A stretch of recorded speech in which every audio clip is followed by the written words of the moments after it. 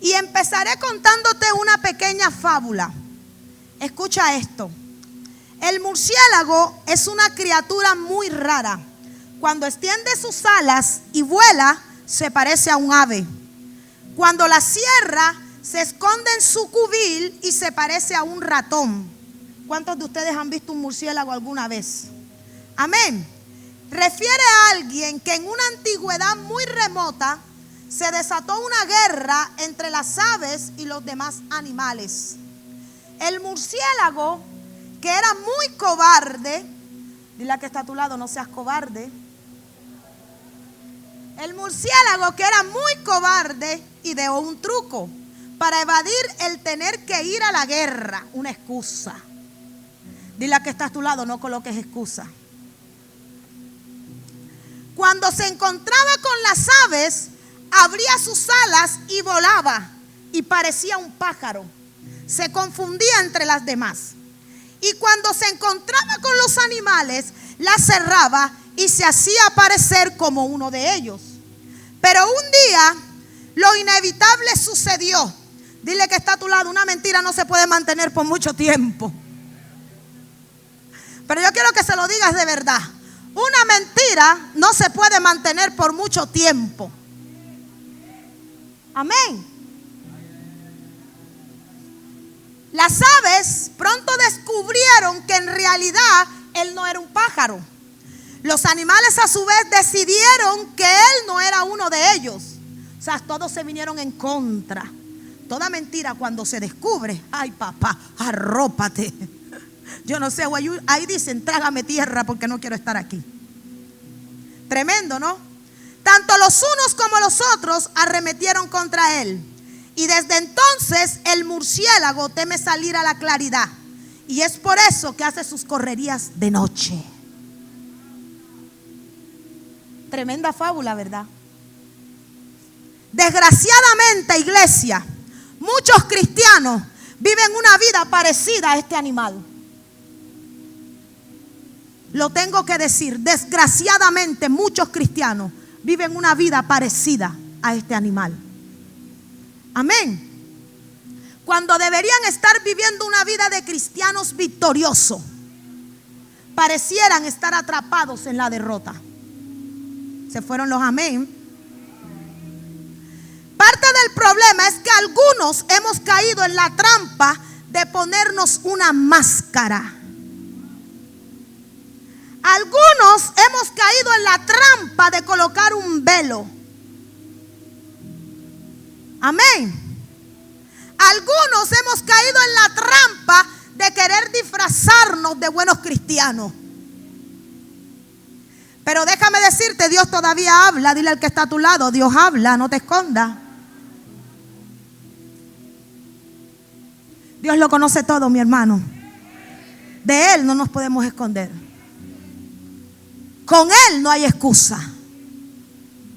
Amén. Nos conducimos piadosamente en victoria, en aparente triunfo, porque es lo que se espera de cada uno de nosotros. Pero escondemos nuestra propia realidad, colocando caretas y viviendo una mentira. Tremendo, ¿no? Yo dije que se van a caer una vaca sagrada aquí. Esto apenas es la introducción. El mundo cada vez se está ahogando en sus deleites, disfrutando de sus pecados. Es lo que estamos viviendo hoy. Vemos la tentación a la vuelta de la esquina, ofreciendo vivir una vida llena de pecados, separado de la gloriosa gloria de Dios. Eso es lo que estamos viviendo hoy. Amén. Cuando Dios habla a nuestra vida, nos da una palabra que traerá cambio y transformación, que nos llevará cada vez más a cumplir con nuestro propósito en esta tierra. Pero asimismo, cuando Dios nos dice lo que hará, ahí se va a levantar uno que no va a permitir que tú hagas lo correcto. Ustedes saben quién es. Él mandará cualquier cantidad de ataques con el fin de detener y hacer caer en tierra la palabra de Dios establecida sobre tu vida. Amén. Él traerá un estancamiento espiritual tremendo que evite que fluyamos en lo que tenemos que hacer para la obra del Señor, como esto de no venir a congregarse, como traer dudas, de decir, lo que dijo la profeta no se va a cumplir. Salgo empoderado de la iglesia, pero cuando llego a la casa, mis ojos ven lo que no tienen que ver. Salgo empoderado de la iglesia, pero cuando llego a la casa, escucho cosas que no tengo que escuchar. Salgo empoderado de la iglesia, pero cuando llego a la casa, se me mete el diablo. Tremendo, ¿no? Y pretendemos que las caretas no se están puestas. En la iglesia, cuando atravesamos esa puerta, hay una careta donde creemos que nadie se da cuenta de nuestra vida. Amén. Pero cuando están los hijos de verdad, Dios lo revela todo. Donde está papá, todo sale al descubierto. No hay mentira que se pueda mantener por mucho tiempo. No hay mentira que se pueda establecer por mucho tiempo. En cualquier momento va a caer. Y déjame decirte que el diablo es experto en dejarte en vergüenza. Muchos caen en su trampa, creando así una barrera entre Dios y la persona, entrando en una tapa de velos o máscara que nos impiden ver la gloria de Dios. Aleluya. De ahí vienen las apariencias que nos hacen ser personas que en realidad no somos. Y acto seguido, el vivir una doble vida, el tener un doble ánimo que nos hace ser inconstante en nuestro caminar con Dios. Y aún así también se ve afectado nuestra credibilidad como persona. Por tal motivo necesitamos en este tiempo, iglesia, quitar las caretas. Necesitamos en este tiempo, iglesia, quitar las máscaras. Necesitamos en este tiempo, iglesia, que los velos sean rasgados. Porque necesitamos, iglesia, descubrirnos. Yo quiero que tú le digas al que está a tu lado, descúbrete. Pero díselo con ganas, míralo con ojo de descúbrete. Mira, y buscando un poco sobre la etimología de esta palabra, descubierto, procede del participio irregular de la palabra descubrir. Y descubrir significa desnudar. Significa quitar las vestiduras. Significa despojar a alguien de algo. Descubrir significa descapotar. Tremendo. Dile al que está a tu lado, descapótate. Ahora mismo somos convertibles. Quítate la capa. Quítate el capote que tienes encima. Aleluya. Voy a estar basada en la palabra de 2 de Corintios, capítulo 3, versículo 18. Lo voy a leer. Dice la palabra del Señor: porque el Señor y el Espíritu son uno mismo, y donde está el Espíritu del Señor hay libertad. Y nosotros no tenemos ningún velo que nos cubra la cara. Somos como un espejo que refleja la grandeza del Señor, quien cambia nuestra vida gracias a la acción de su Espíritu en nosotros. Cada vez nos parecemos más a Él. Otra versión dice: así que todos nosotros, a quienes nos ha sido quitado el velo, podemos ver y reflejar la gloria del Señor. El Señor, quien es el Espíritu, nos hace más y más parecido a Él a medida que somos transformados en su gloriosa imagen. Aleluya por esta palabra. El apóstol Pablo estaba en contra de esta imitación de la vida cristiana. 2 de Corintios 2:17 dice: nosotros fuimos enviados por Dios para anunciar el evangelio con sinceridad delante de Dios, porque estamos unidos ¿a quién? A Cristo. No somos como esos que predican la palabra de Dios por lucro. el apóstol estaba en contra de todo esto que nosotros estamos viviendo, pastora. Cuando yo leo este versículo, yo digo, wow, Dios mío, cuánta gente que no se parece a Cristo y en los altares. Tremendo. Debemos ser sinceros, dice la palabra. Debemos ser honestos, dice la palabra. Debemos ser transparentes, dice la palabra. Debemos ser leales. La fidelidad de Dios tiene que ver con la lealtad. Aleluya. Toda persona que se dice llamar hijo de Dios tiene que ser una persona llena, yo siempre lo digo, de los frutos del Espíritu Santo. Debe reflejar amor, debe reflejar bondad, debe reflejar mansedumbre, debe reflejar benignidad, debe reflejar templanza, debe reflejar paciencia, gozo, fe. Pero hoy día vemos hijos reflejando todo lo contrario a lo que dice la palabra. Con actitudes, yo lo dije una vez, que hablan lo contrario de lo que ellos son. Queriendo tapar con sus esfuerzos, escucha esto, humanos, vivir una vida cristiana que no reflejan cuando debemos entender que la victoria no llega ni llegará gracias a los esfuerzos ni a los talentos, sino por el trato del Espíritu Santo de Dios en nuestras vidas. Es la única manera que esa victoria llegue. Debemos vivir en Cristo y dejar que Él haga su trabajo a través de nosotros, por medio de nosotros. En otras palabras, el apóstol Pablo dice, inspirados por el Espíritu Santo. Quítese la máscara, iglesia. Abro paréntesis para decir algo, y aquí se va a caer la vaca. Y lo voy a leer porque quiero explicar muy bien esto y que esto quede muy claro. Muchos cristianos nos queremos engañar justificándonos con la palabra y malinterpretando versículos cuando la palabra es muy clara y me dice todo lo contrario a lo que yo quiero interpretar.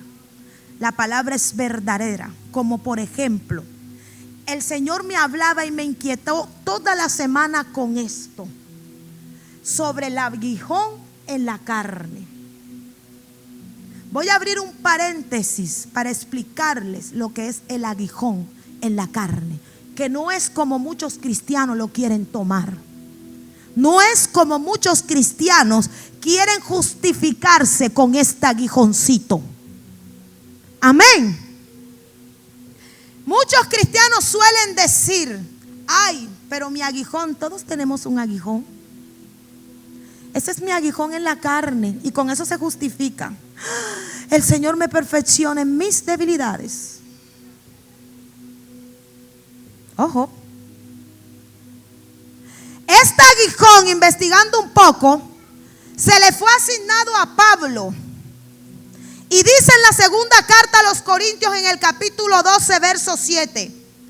Y para que la grandeza de las revelaciones no me saltase desmedidamente, dice la palabra, me fue dado un aguijón en mi carne.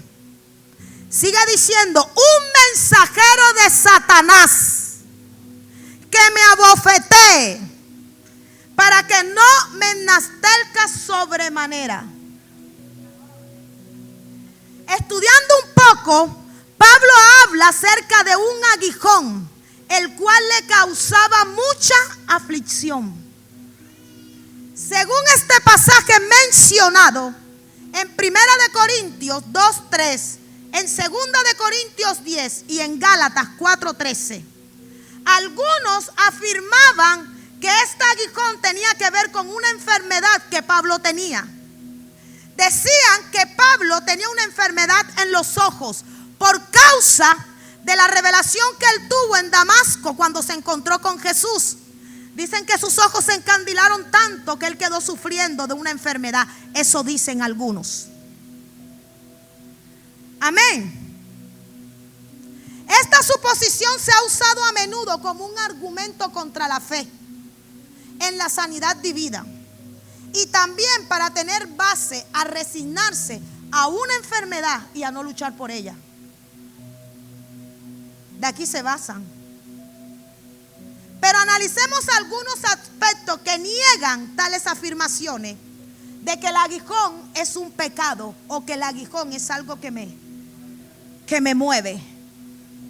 Amén. Porque muchos dicen, ay, el aguijón en la carne de Pablo era el orgullo. No, Señor. El aguijón se le fue asignado a Pablo para que su orgullo no sobrepasara. No que el aguijón de Pablo era el orgullo. Interprete bien la palabra. Amén. La expresión aguijón en la carne no se usa ni siquiera una vez en el Antiguo o en el Nuevo Testamento para hacer referencia a ninguna enfermedad, sino como una ilustración de persecución. Mira esto, escucha esto. Cada vez que la expresión es usada en cualquier parte de la Biblia, se señala específicamente el significado del aguijón. Por ejemplo, en Números 33:55 dice: Moisés dijo a los hijos de Israel antes de entrar a la tierra de Canaán: y si no echareis a los moradores del país de delante de vosotros, sucederá que los dejaréis de ellos. Serán por aguijones en vuestros ojos y por espina en vuestros costados, y os afligirán sobre la tierra en que vosotros habitaréis. Según este pasaje, las escrituras nos deja claramente que los aguijones en los ojos y las espinas en los costados eran los habitantes de Canaán, y no se refiere a ninguna enfermedad ni a ningún pecado. 8 años después, Josué también dice en el capítulo 23 con relación a las naciones paganas en Canaán, dice: serán como azote para vuestros costados y espina para vuestros ojos. De esta forma vemos nuevamente que los azotes en sus costados y los aguijones en sus ojos eran los cananitas y no los ojos de los costados enfermos. Tremendo, ¿no? En el caso del apóstol Pablo, no se escapa de esta verdad. Él mismo en forma precisa declara que el aguijón en la carne era el mensajero de Satanás. Pablo en ningún momento dice que el aguijón es un pecado. Pablo en ningún momento dice que el aguijón es una enfermedad. Pablo se está refiriendo al aguijón como un mensajero de Satanás. Debemos tomar en cuenta que el término mensajero utilizado en el pasaje es ángel, que en las traducciones bíblicas nunca es utilizado ni es aplicable a una enfermedad. Esto se aplica a un ente moral, libre. Tampoco dicho término era utilizado para hacer referencia a circunstancias o a cosas. Por lo tanto, según este principio gramatical, no se debe utilizar el término ángel para hacer referencia a la enfermedad. Y en referencia al aguijón de Pablo, era que hacía referencia a este término. Por esta causa y por lo dicho al principio, algunas versiones bíblicas lo traducen textualmente como sigue: me fue dado un ángel del diablo o un emisor de Satanás. Como esto, debemos descartar que el aguijón de Pablo era una enfermedad o era un pecado. Entonces deje de estar justificándose con el aguijón, que usted no tiene ningún mensajero del diablo detrás de usted. Déjese de estar justificando con lo que no sabe. Sigo diciendo, por otro lado, porque yo investigué esto a fondo, porque yo dije, yo voy a dejar esto claro, porque es que esta vaca se tiene que romper. El término abofetear que aparece en el pasaje en relación a la persecución de tal aguijón es colafizo, que indica golpear con el puño en una forma seguida. Es decir, abofetea significa dar golpe tras golpe, como cuando las olas golpean el mar, uno tras otro, uno tras otro, uno tras otro. De acuerdo a esta observación, la versión de Weymouth lo traduce como sigue. Mira cómo lo traduce esta versión. El versículo dice: el ángel de Satanás, lidiando golpe tras golpe, ya que abofetear se refiere a recibir golpes intensamente repetidos, la palabra abofetear también se puede entender como asolar. También se entiende como perseguir. También se entiende como instigar, que es el sentido que se le da al pasaje. Debido a las intensas persecuciones que Pablo recibía. En el momento de la conversión de Pablo, Jesús le dijo a Ananías acerca del porvenir de este hombre. En Hechos 9:16 le dijo: porque yo le mostraré cuánto le es necesario padecer en mi nombre. El apóstol Pablo declara una lista de ciertas persecuciones y situaciones difíciles, las cuales le voy a describir, que a su vez se está haciendo referencia sin lugar a dudas al término bofetadas, instigadas por el ángel de Satanás, el tal aguijón. Además de las afrentas, necesidades, persecuciones, angustia, azotes, cárceles, tumultos, trabajo, desvelos, ayunos, en deshonra, en mala fama, entre engañadores, como moribundos, mas he aquí vivimos, como castigados, mas no muertos, como entristecidos, mas siempre gozoso, como pobres, mas enriqueciendo a muchos, como no teniendo nada, mas poseyéndolo todo, azotes sin números, en cárceles, en peligro de muerte muchas veces. De los judíos 5 veces he recibido 40 azotes menos 1.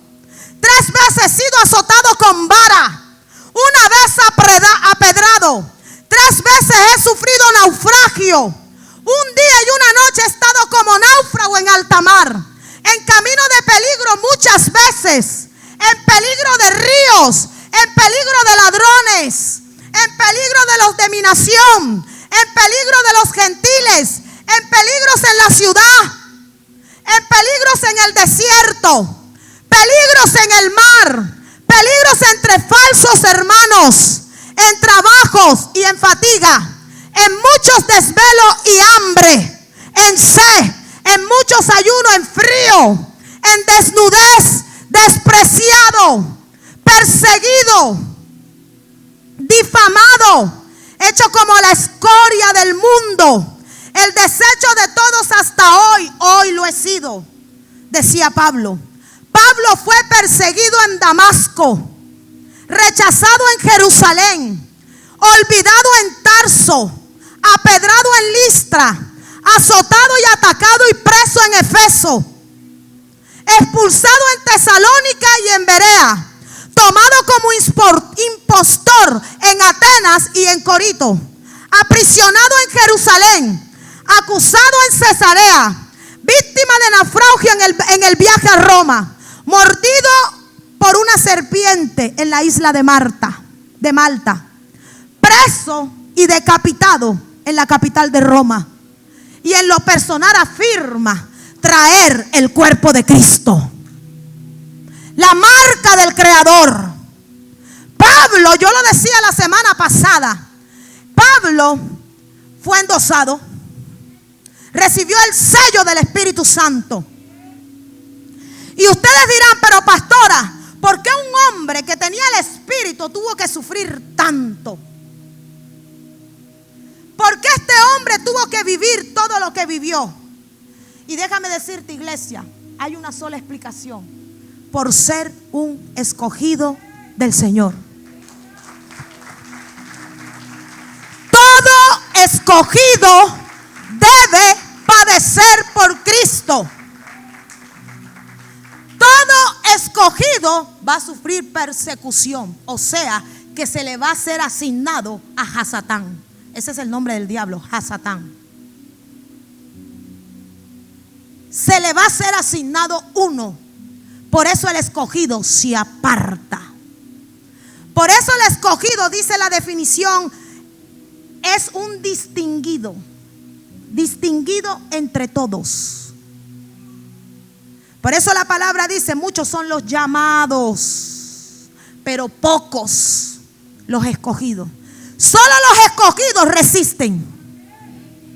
Solo los escogidos permanecen. Solo los escogidos pueden aguantar las pruebas. Solo los escogidos. Amén. O sea, a todo escogido se le será asignado un persecutor, el perseguidor, el que hace persecución. Por eso a veces uno no se explica, pero ¿por qué nos pasan tantas cosas, pastora? ¿Por qué a mí me pasa tanto? Perseguida por mi propósito. El libro que acabo de que voy a lanzar, ahí doy una breve de lo que es mi testimonio. Y sé que la segunda edición voy a seguir contando el testimonio, porque soy perseguida. Vivo persecución a diario. Yo no me puedo acomodar, porque no se me permite acomodarme. Porque cuando yo me quiero acomodar, viene alguien a bofetearme. Viene alguien a decirme: despiértate. Por eso es que yo les digo a ustedes, el diablo es un aliado de nosotros, porque por él nosotros los escogidos nos formamos, por él nosotros los escogidos nos levantamos, por él nosotros los escogidos podemos estar de pie.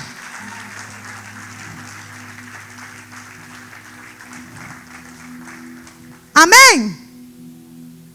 Mi hermano, quítese la idea que Satanás no está para perder el tiempo con uno que está viendo para el techo todo el día. Déjese de estar añadiéndole todo al diablo. Satanás no está para perder el tiempo con uno que pasa mirando Facebook. Satanás no está para perder el tiempo con alguien que no ora. Satanás no está para perder el tiempo con alguien que se está deleitando en sus pecados. Olvídese de eso, mi hermano.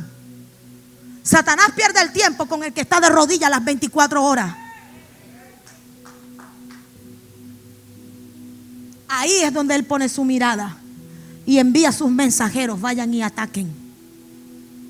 Porque este no me está dejando trabajar. Este no me está dejando influenciar en fulanito. Este no me está dejando que yo pueda administrar la mente de este. Este no está permitiendo que yo pueda hacer esto y esto y esto. Vayan y ataquen. ¿A quién? Al que está de rodillas. No al que está sentado mirando el Netflix. Al que está de rodillas. Al que ora día y noche, al que se desvela. A ese Dios ataca. El diablo ataca. Amén. Él no está para perder el tiempo con alguien que no tiene propósito divino en esta tierra. Así que deje de justificarse y empiece a caminar en la voluntad de Dios. Que no es aguijón en su carne, son sus deseos, es su concupiscencia, es la carnalidad que tienes encima que no te deja crecer ni avanzar. No es el diablo que no te lo permite. Es tu deseo carnal que te incita a ver la pornografía. Es tu deseo carnal que te incita a chismear. Es tu deseo carnal que te incita a tener sexo depravado. Es tu deseo carnal que te incita a tener pasiones desordenadas. ¿Sabes cuáles son las pasiones desordenadas? Y de esto también investigué. Y así hay muchos, pastora. Pasiones desordenadas son aquellos que no se sacian con el sexo.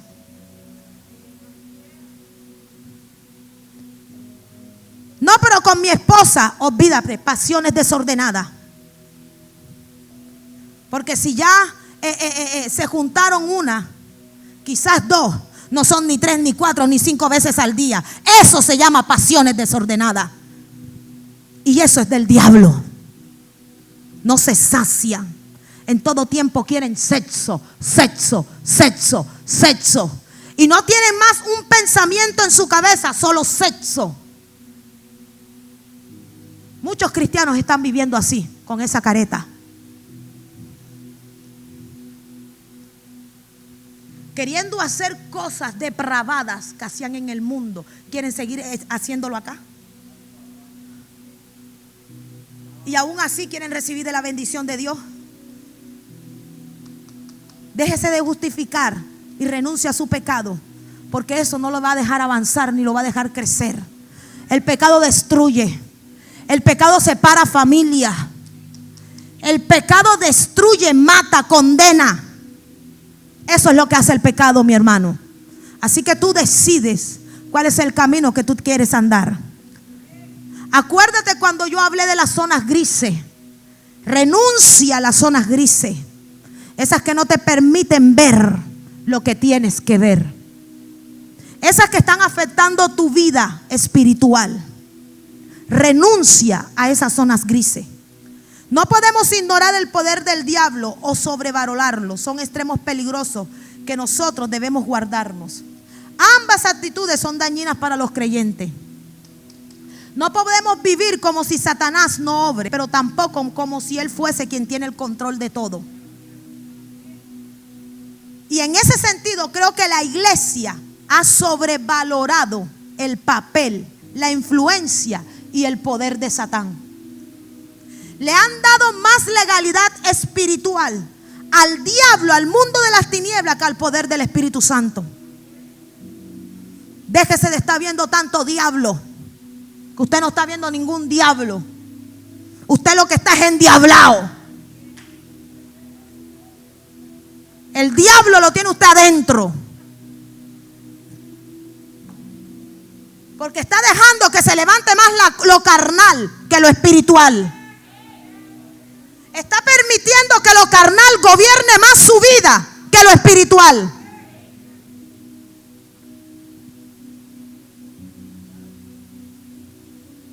Quieren estar hablando del diablo, pastor, como si ellos fueran los que tuvieran el poder y los que al final determinan todo lo que sucede.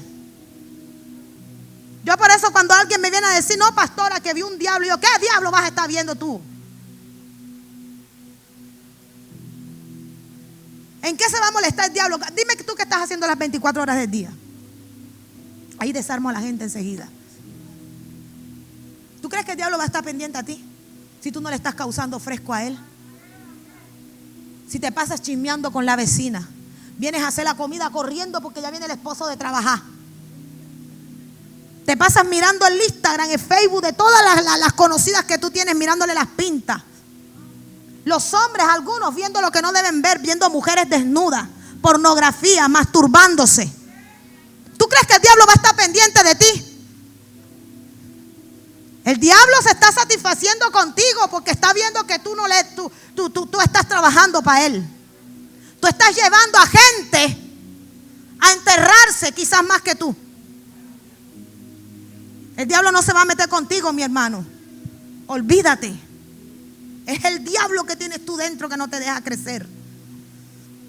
Y no te deja renunciar y recibir el propósito de Dios en tu vida.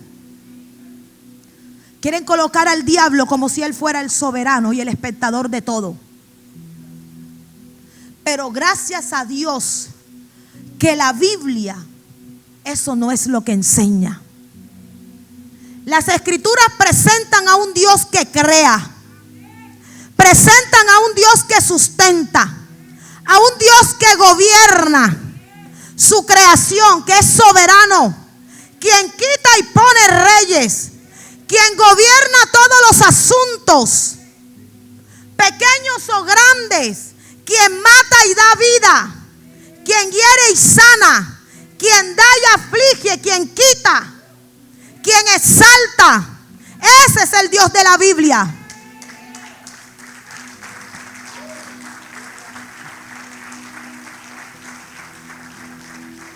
Solo así nosotros podemos tener la expectativa correcta de todo cuanto sucede, incluso de las tribulaciones que nosotros sufrimos. Por eso Pablo decía: yo me gozo, porque es que yo sé que este no está aquí por estar. Por eso es que yo siempre le digo a ustedes, cuando yo no siento un ataque, yo me incomodo, porque entonces se me fue la gracia, se me fue el flow. ¿Qué pasó? Se fue la unción. Que no le estoy haciendo cosquillas. Diablo no me está atacando, no me está causando nada. ¿Ah? Me preocupo, mi hermano. Me preocupo porque yo sé cuál es mi asignación en esta tierra. Y yo sé que Él es el que Dios ha asignado para que se cumpla mi propósito.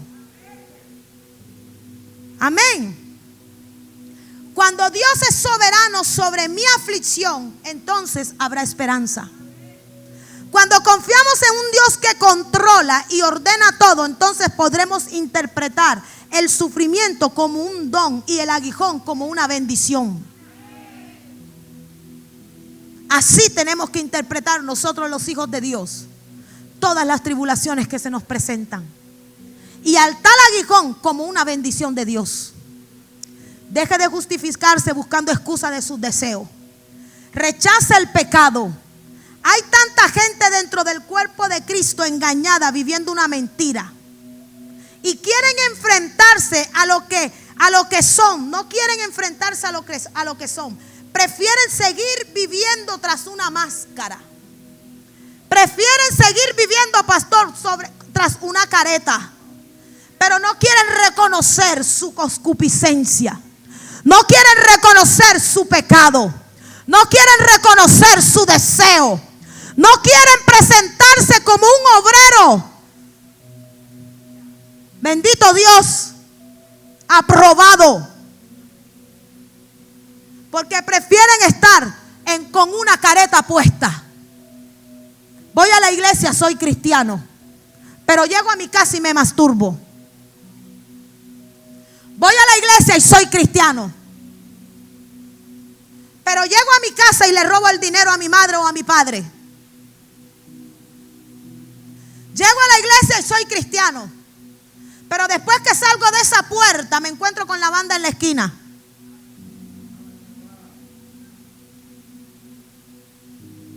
Así estamos viviendo hoy en día, con caretas, con máscara, con disfraces. Y no queremos quitarnos las máscaras, no queremos quitarnos las caretas, porque no queremos reconocer que somos pecadores. No queremos reconocer que hay una carnalidad en nosotros que todavía no ha muerto. No queremos reconocer que nos entra la ira, que nos dan ganas de matar al vecino. No queremos reconocer que nos entra ese deseo por momento. No queremos reconocerlo. Preferimos mejor taparlo, vamos a esconderlo. Vamos a esconderlo porque aquí nadie me ve. Vamos a hacerlo a la secreta. Ven, que aquí nadie me ve. Ven, pásame, dame, toma, coge. Nadie me está viendo. Pero no se olvidan que la palabra de Dios dice que los ojos de Jehová atalayan la tierra.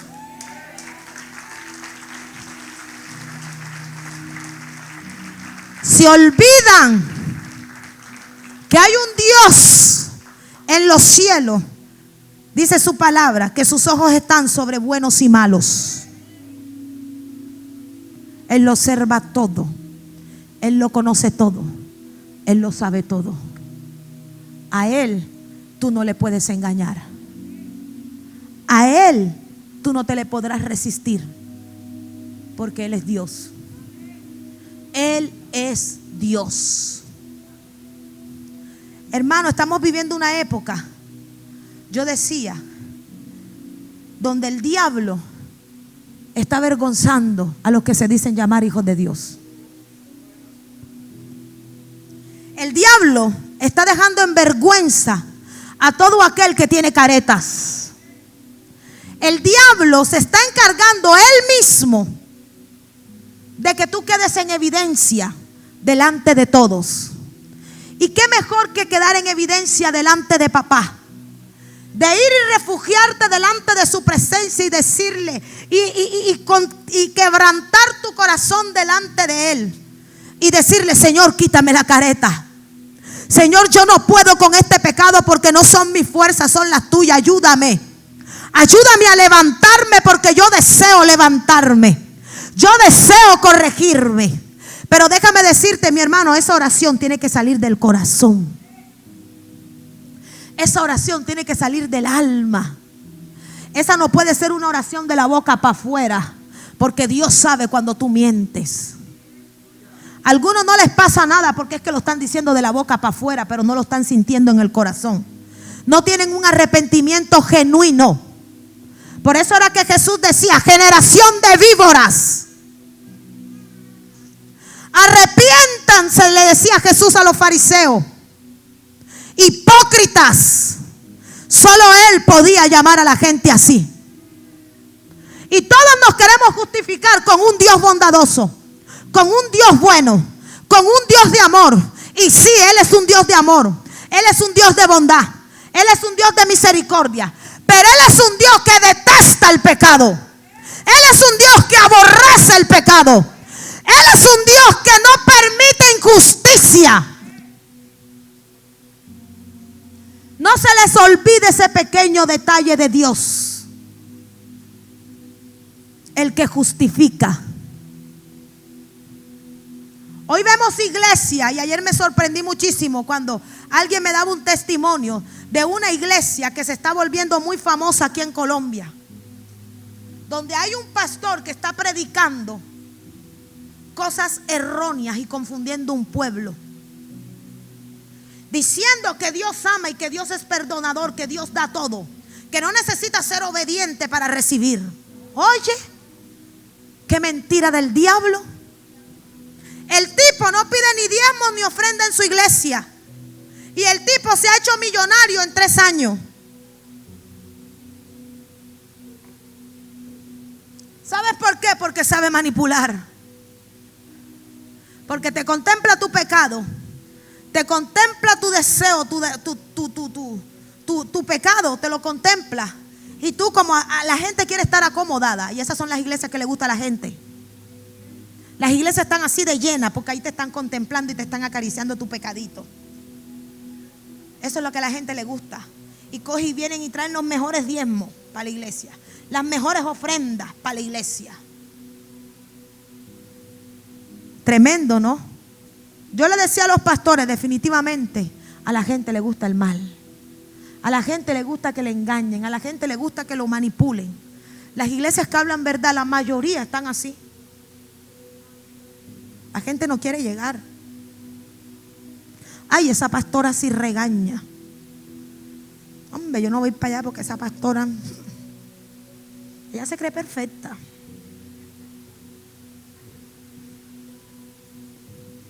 Y no es perfecta, mi hermano. Yo trato todos los días de agradar al Señor. Trato todos los días de llevar una vida correcta delante de Él. De no contaminarme, de no mancharme, de no dejar que a las vestiduras le caiga una manchita. Amén. De eso trato. No soy perfecta, tengo errores, soy humana, pero todos los días trato de agradarle a Él. Todos los días me levanto con el deseo solamente de agradarle a Él.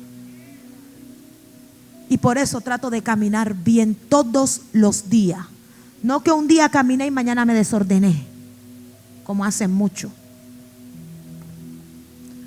Duré una semana metida con Dios y a la otra semana me voy para la fiesta y me tomo la fría. Ven, mi hermano, ven, espérame en tu casa. Tú sabes que yo no puedo estar boleteándome por ahí. Espérame en tu casa. Allá en el patio nos metemos y tú sabes, ahí yo me tomo unas cuantas contigo. Habla Jehová. Ahí yo me tomo unas cuantas contigo, nadie me ve. En el patio, ahí nos encerramos. Le ponen una salsita chévere. Ya tú sabes.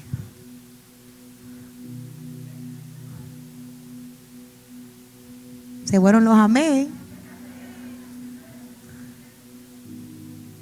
El deseo. El deseo.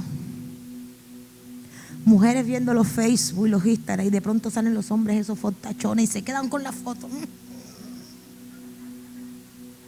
Ay, Dios mío, ¿qué es esto? Porque no solamente son los hombres, las mujeres también. Hay mujeres perversas, mujeres llenas de lujuria, mujeres llenas de cosas malas, endemoniadas, que quieren venir a distraer a los hombres de Dios. Jezabélica. Y no solamente la Jezabel es la que se ve bonita. La Jezabel también viene con la falda larguita y se pone como inocentiquique. A esa les tengo miedo. Cuando viene una despampanante que me muestra así, esa no le tengo miedo. Con esa ni me emociono, esa ni la volteo a ver. Pero cuando veo una que está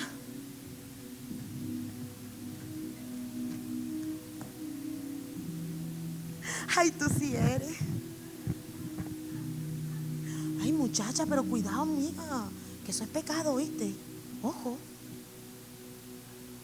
Ay, pastor, usted no sabe que yo tengo una necesidad, pastor.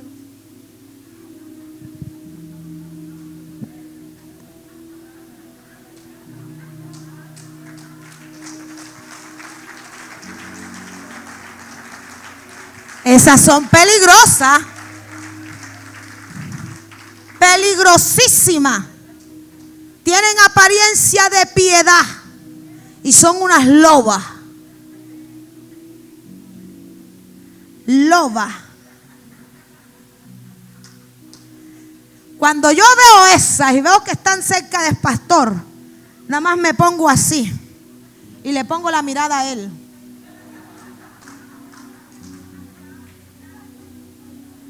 Yo sé que él no, porque es un hombre de Dios, pero ella es una diabla. Y la Biblia dice que los ojos nunca se sacian de ver. El hecho de que el hombre sea un hombre de Dios no quiere decir que no tiene ojo. Amén. Por eso todo hombre de Dios, cuando ve ese tipo de cosas, huya, mi hermano. Váyase, como hizo José con la mujer de Potifar. Huyó.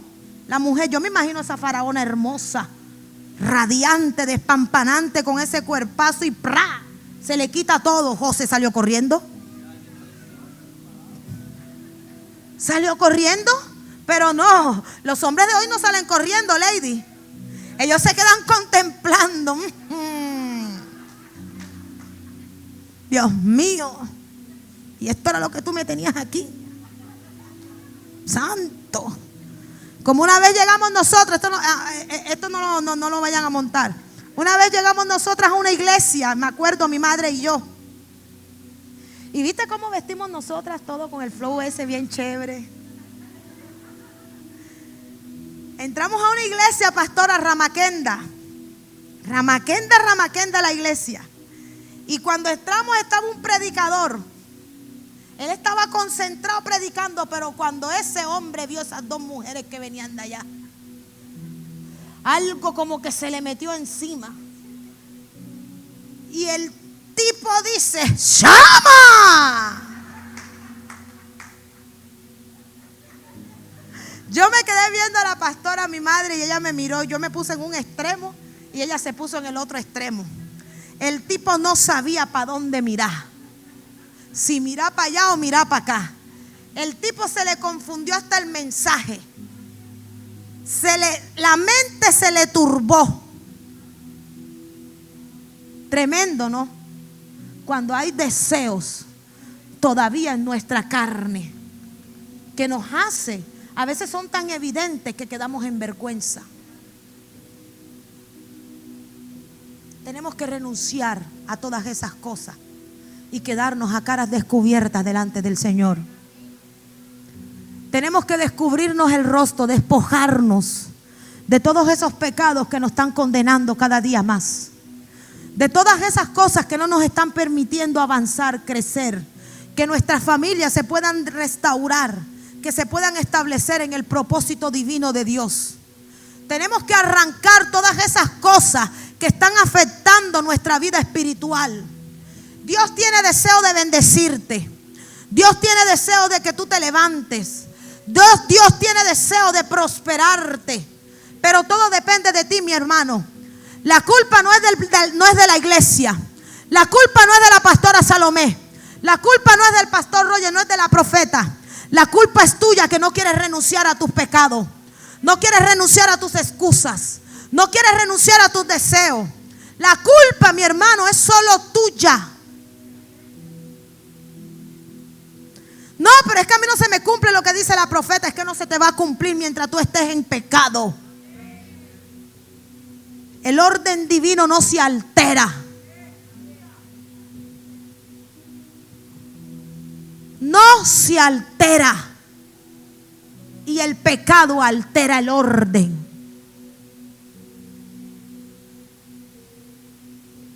El pecado altera el orden divino, lo que Dios tiene para ti. El propósito, lo que Dios ha determinado para ti, lo altera el pecado. Es como cuando tú das 10 pasos atrás y empezar otra vez de nuevo. Porque cada vez que tú pecas, cada vez que tú te masturbas, para que me entiendan, cada vez que tú tienes un deseo carnal, cada vez que tú chismeas, cada vez que tú haces algo en contra de lo que Dios no le agrada, mi hermano, estás retrocediendo 10 años atrás. Si tenías la bendición a la puerta, la bendición se fue 10 años atrás. Y no se te va a permitir tener lo que Dios dijo que tú tuvieras. Porque el pecado te alteró el orden. El pecado te alteró el orden. No te dejó recibir la bendición que estabas esperando.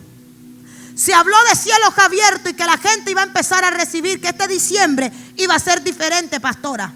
¿Y sabes qué me dijo el Señor en la madrugada? Que muchos no van a recibir lo que estaban a punto de recibir. Porque retrocedieron. Retrocedieron. Y no es culpa de cielos abiertos. No es culpa de la palabra del profeta. Es culpa tuya que te dejaste llevar por tus deseos. Quizás a muchos lo iban a ascender el año que viene y ese ascenso no va a llegar. Quizás alguien estaba a punto de recibir una provisión y esa provisión no va a llegar. Cada quien sabe el pecado que la asedia.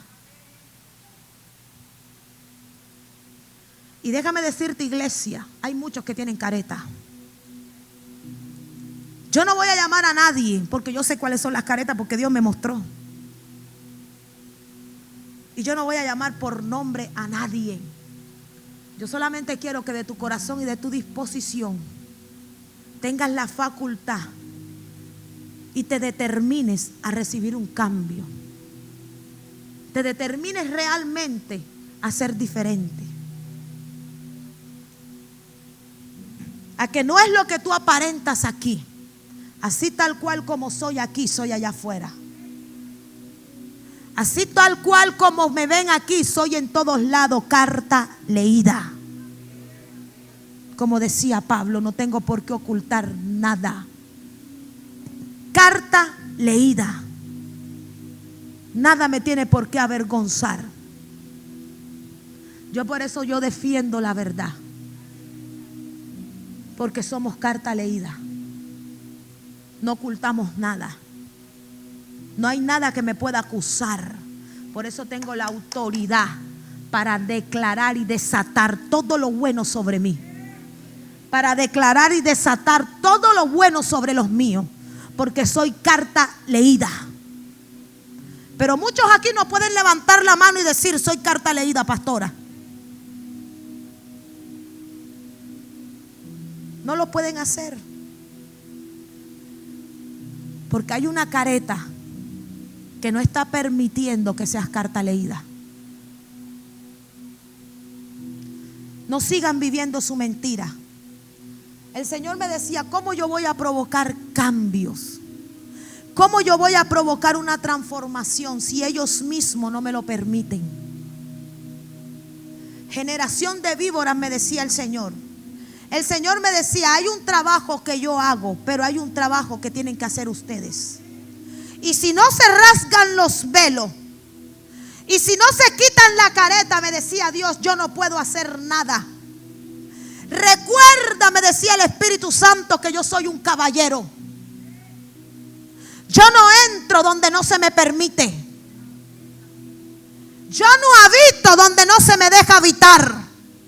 Me decía el Espíritu Santo: soy un caballero. Por eso es que muchos no ven cambio ni transformación, pastora, porque es que no están permitiendo que Él habite en ti, que Él sea uno contigo. Porque prefieren 1000 veces alimentar la carne que alimentar el espíritu. Por eso es que no hay cambio y no hay restauración. No hay transformación, porque tu pecado no te está dejando.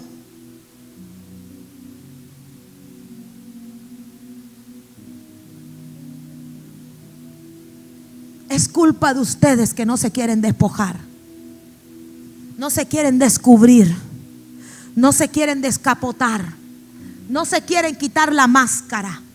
Y cuando eso suceda, cuando ustedes se quiten la máscara, cuando se rasguen los velos, el poder de Dios va a caer sobre cada uno de ustedes.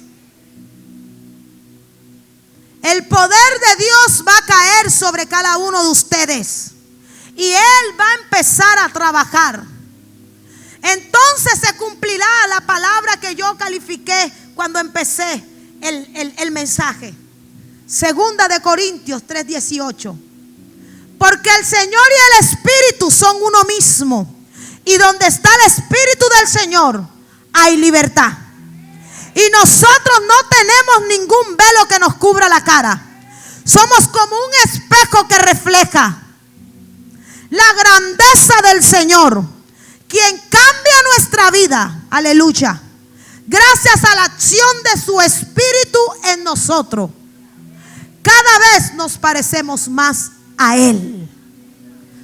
Cuando te despojes, cuando te descapotes, entonces vas a poder parecerte a Él. Entonces vas a traer a cumplimiento cada promesa que Dios ha determinado para ti. Entonces la bendición te va a alcanzar y las misericordias del Señor te seguirán todos los días de tu vida. Todos los días de tu vida. Amén. A través de la sangre de Cristo el velo fue quitado, y por eso nosotros podemos tener acceso al Padre, quien está dispuesto a quitar todas las máscaras o velos que el mundo nos haya puesto. Tráeme el espejo, Walter. Aleluya. Tenemos que reconocer que estamos ciegos espiritualmente, para que Dios venga, entre y limpie, de modo que quite los velos que tenemos. Cuando vemos al Señor en santidad, aleluya, Él nos cambia, nos limpia y nos purifica, y nos hace gozar de su naturaleza divina, aleluya. Pero únicamente seremos dignos de eso si nosotros nos presentamos delante de Él con una actitud de transparencia.